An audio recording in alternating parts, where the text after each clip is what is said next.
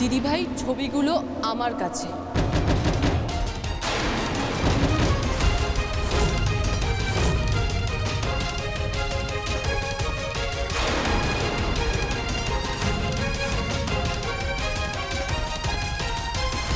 Madam, এই মেয়েটা এখানে এসে পৌঁছলো কি করে?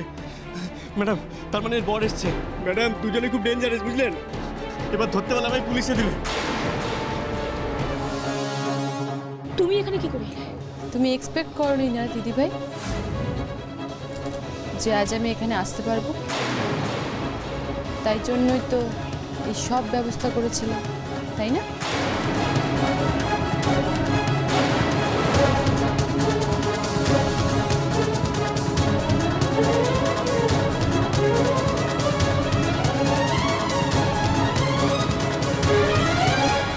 এর জন্যই তো এত সব প্ল্যান।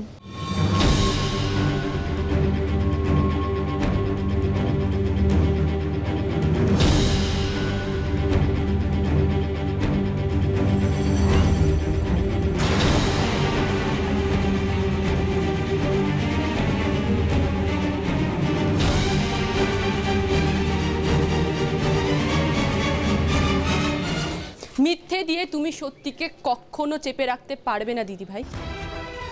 দুবার তার প্রমাণ পেলে তো তুমি আমাকে অবিশ্বাস করতেই পারো, তার জন্য আমার কোনো দুঃখ নেই। তাহলে তুমি আমার সঙ্গে এটা করতে পারলে? আমাকে আটকানোর জন্য অনেক বড় বিপদের মুখে ঠেলে দিয়েছিলে তুমি। আমার অনেক বড় ক্ষতি হয়ে যেতে পারত যদি না তোমার ভাই সময় মতো পৌঁছে আমাকে উদ্ধার করত। আবির তোমাকে উদ্ধার করেছে? How is that even possible? দিদি ভাই, আবির। বেগম,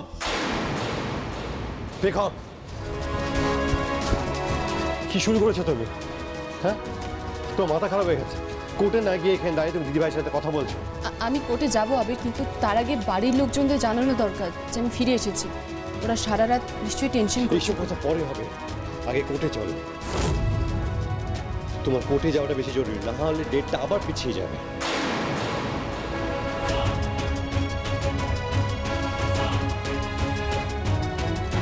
দিদিভাই,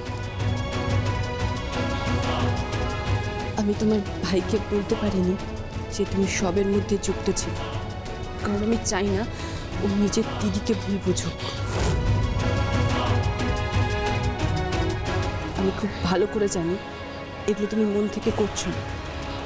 তুমি বুঝতেও পারছো না ঠান্ডা মাথায় তোমাকে দিয়ে কত বড় ক্রাইম করে নেওয়া হচ্ছে, আর সেটা করছে তোমার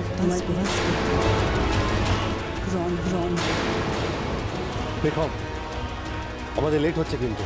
আর শোনো, তুমি ঠান্ডা মাথা ওনাদেরকে বলবে যে তোমার লেট হওয়ার কারণটা কি। আমার বিশ্বাস ওনারা ঠিক বুঝবে। চলো এবার। হ্যাঁ আবির, তুমি টেনশন করো না, আমি কোর্টে গিয়ে সবটা বলবো। দাঁড়ান, আপনি যাবেন না, আমি ওনাকে নিয়ে যাচ্ছি। আসুন।